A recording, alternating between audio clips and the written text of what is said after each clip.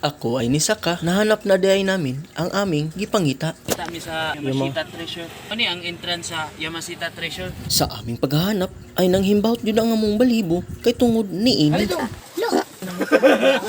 Bahuaw gaat. Tabi biyag. Sa akong pagsugod, nalimot day ko sa akong pag-intro. Introhin na gwapo. Ang dagway gud sa animal nga maoy nakabugat sa among gisakyan nga baruto nga maoy na hinungdan nga nasudlan og tubig. Wa nagilaing patsoy-choy diha kundi ako ra. Tapos na kaming manihapon diyan. Pupuntahan ko na yung mga kasama kong walang kaligo. Mauning mga hitsuraan nga nakaligo na. Mauni pasabot nga hitsurang karaan. Mingaw kayong palibot nga maon yun ninindot ichil-chil nga maka-unwind jud ka. Gita ako na lang ang dagat kay para makaapas ko kung asa sila mangadto.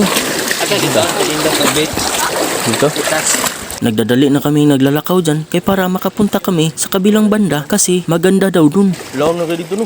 Dito pwede dalag silpo na ito no.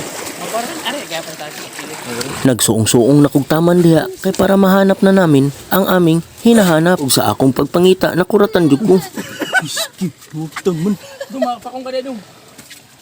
At ngayon ay napasok na namin. Ito yung napakahadlok nga narinig namo.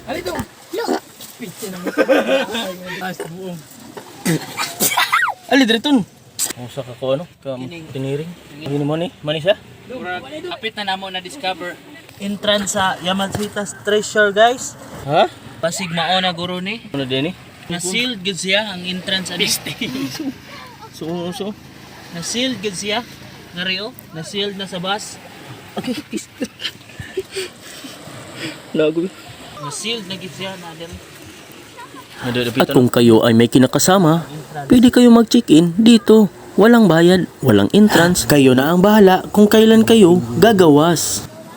Like, share, and follow. Sadyang napakaboring ang buhay, ito na lang yung pinag-aabalahan namin. 5 up to 10 lang ba? Binabato namin yung shell kung sino unang makatama. Dito na lang namin binuhos yung kalagot na mo sa kinabuhi para maibsa naman ang kalungkutan sa aming buhay. Makita di diha nga porte na mong gamayag kalipay. Muragitag ni balik sa atong pagkabata. Bahalag walay silpon, walay gadget, at least nagkatapukay porteng lingawa. Grabe makamingog itong panahon nga 1990s ay. Kay wala pa kay obligasyon. Laag diri, laag dito, duwa diri, duwa dito si mga amigo. Usahay isaag-saag pa ka. Onya ang dugay ka mauli, bunalan ka si mong mamagpapa. Onya maghilak-hilak ka kay para makalaag na pud ka. Onya magdungan mo kaligo og uwan-uwan. Ya tago-taguan, Chinese garter, julin-julin, karate-karate, halos tanan, naduwaan na nimo. Sus karon, magsige na gyud tagtagay.